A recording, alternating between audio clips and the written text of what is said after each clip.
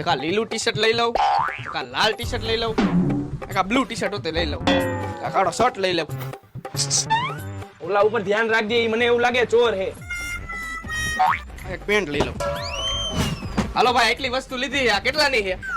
3000 રૂપિયાની. કાંઈ વાંધો નહીં, પૈસા દઉં, તમે આ થેલીમાં નાખો. થેલી અમે કોઈને મફતમાં નથી દેતા, તારે એના અલગથી પૈસા દેવા પડશે. ના ભાઈ, મારા ખાતામાં ખાલી 3000 રૂપિયા છે, તો મારે થેલીના પૈસા કેમ દેવા? અને આ હું કપડા હાથમાં લઈને જાઉં તો હારો નો લાગુ ને? થેલી લઈ આવ ઘરેથી, કઈ હું મારા ઘરના પૈસા નાખીને તને થેલી નો આપું. અરે ભાઈ, ઘર તો મારું બહુ આઘું હોય અને ઘરેથી થેલી લઈ આવવામાં ટાઈમ એટલો લાગશે. અરે મારે બીજું કઈ નથી આંબરું, તારા ગીચામાં હોય ને બધું કાઢ, પણ તું મને થેલીના પૈસા દે. આ ઉભો રે.